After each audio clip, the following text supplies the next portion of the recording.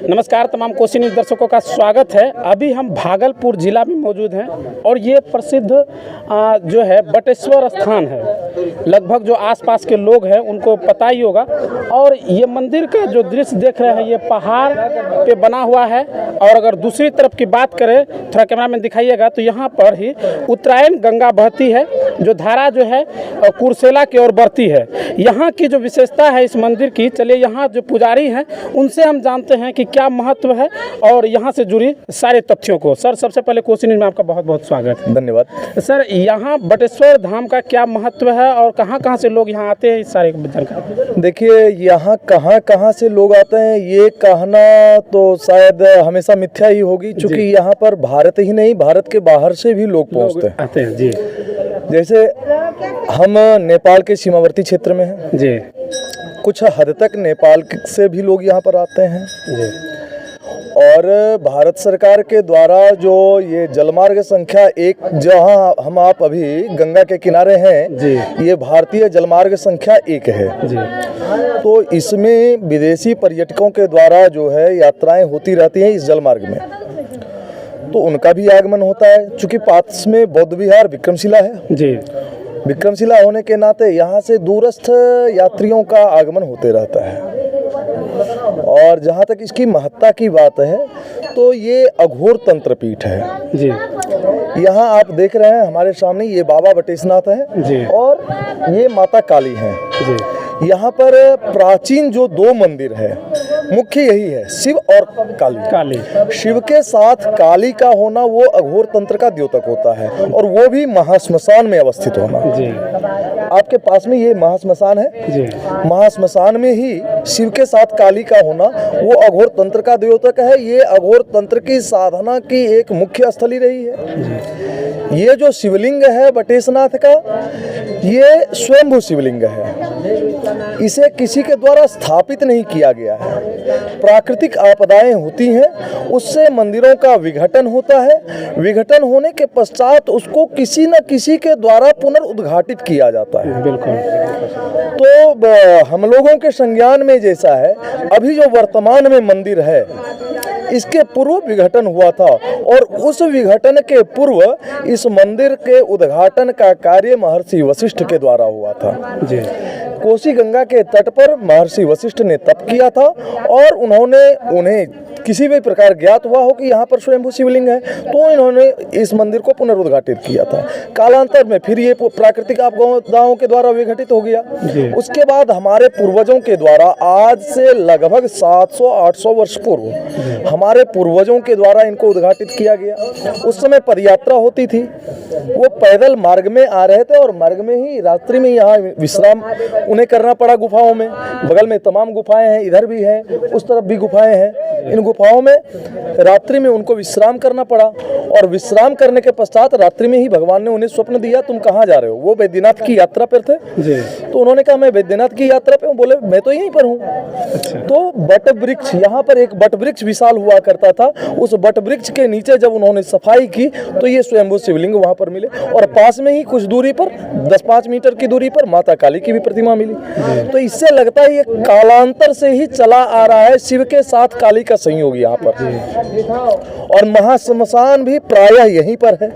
काशी का कुछ होने का भी जो है पूर्वजों के द्वारा बात जी ऐसा भी कहा जाता है कि ये देखिए, ये इसको हम दंत कथाओं में ही ले सकते हैं। क्योंकि अभी तक मैंने धर्मशास्त्र से अध्ययन किया, धर्मशास्त्र से मैंने रिसर्च भी किया है, PhD की डिग्री ली है जी।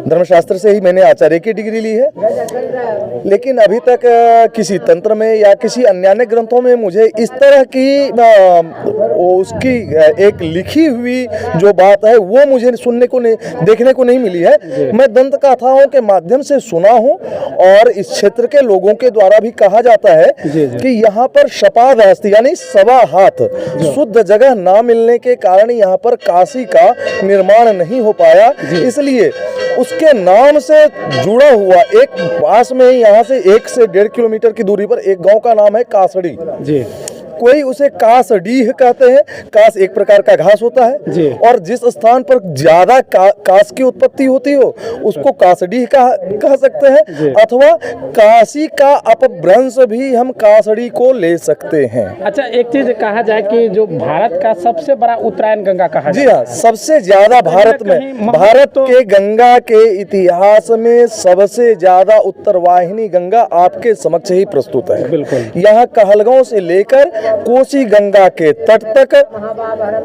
गंगा पूर्ण रूपेण उत्तर दक्षिण से उत्तर की ओर प्रवाहित हो रही है। तो ये भी कहा जा सकता है जो काशी का महत्व है वो कहीं ना कहीं उससे कई गुना महत्व यहाँ। जी हाँ, जी हाँ, जी हाँ जी। और उत्तर वाहिनी गंगा के इतिहास को अगर मैं देखता हूँ तो मैं काशी में, चूंकि मेरा अध्ययन हुआ है, मैं 22 वर्षों तक काशी में संपूर्ण संस्कृत यूनिवर्सिटी से मैंने वहीं से सारी डिग्री ली है और वहीं से मेरा अध्ययन हुआ है। तो वहाँ जो उत्तर वाहिनी है वो प्रायः 80 घाट से प्रारंभ होकर राजघाट पर आकर के समाप्त हो जाती है, उसके बाद पूर्व की ओर प्रवाहित होने लगती है। लेकिन यहाँ कहलगांव से लेकर कुर्सेला तक कोसी गंगा के तट तक पूर्ण रूपेण दक्षिण से उत्तर की ओर प्रवाहित हो रही है। इससे ज्यादा संपूर्ण भारत के गंगा के इतिहास में कहीं प्रवाहित होती ही नहीं है। जी। एक चीज़ आप से और अनुरोध करेंगे, थोड़ा मंदिर का जो है तस्वीर दिखाते आइए, हमको थोड़ा बताइए यहाँ के बारे में कि क्या क्या है। ये शिव मंदिर है। जी हाँ जी। मुख्य आप जो बटेश्वर स्थान में आए हुए हैं, जी कैमरा में थोड़ा नजदीक से दिखाइए। मुख्य मंदिर यही है। जी। मुख्य शिव मंदिर इन्हीं के नाम से इस क्षेत्र में जो वटेश्वर कहीं भी आप लोग जानते हैं, वटेश्वर मुख्य यही है, यही शिवलिंग है।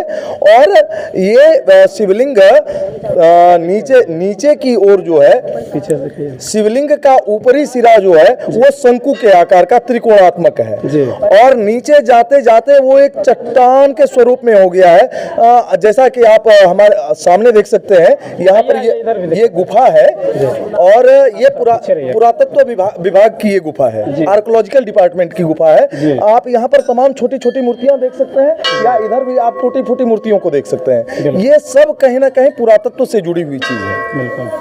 तो पुरातत्वविदों के द्वारा इस शिवलिंग को काफी गहराई तक खोद कर देखा गया, आखिर है ये कहाँ तक। लेकिन कुछ नीचे जाने के बाद वहाँ लोग स्थिर नहीं रह पाते, क्योंकि उससे उष्मा बहुत तेज निकलती है जी। तो इसलिए उसको ढक दिया गया और स्पर्श करते करते, वो तो है तो पत्थर, स्पर्श करते करते शिवलिंग की आकृति छोटी होने लगी। तो उसके बाद शास्त्रीय ग्रंथों के अनुसार प्रमाण लेकर उसके ऊपर रजत का आवरण चढ़ा दिया गया है। आइए थोड़ा सा काली माता का भी जो इधर जो प्रतिमा है वो भी दिखा दे हमारे दर्शकों को। ये काली मंदिर है। जी हाँ जी। तो यहाँ पर पहले भोला बाबा का जो बटेश्वर स्थान है वहाँ से पूजा करने के बाद माता काली का यहाँ पर दर्शन करने लोग आते हैं। जी हाँ, जी हाँ, जी।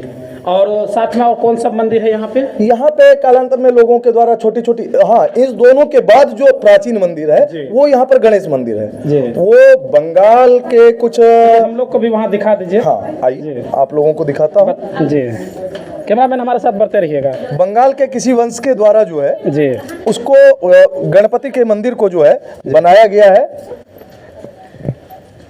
ये जो है बिहार बंगाल खरवार समिति, जो खरवार जाति होती है, तो उस खरवार जाति प्रायः बिहार और बंगाल में ही पाई जाती है। तो बिहार बंगाल खरवार समिति के द्वारा ईस्वी सन 1346 ईस्वी में जो है इसे स्थापित किया गया था, गणेश जी का गणपति मंदिर। जी जी, गणपति मंदिर। तो देख सकते हैं यहाँ पर जो है, अभी हम पहले ही बता चुके हैं कि भागलपुर का जो है बटेश्वर स्थान में मौजूद है।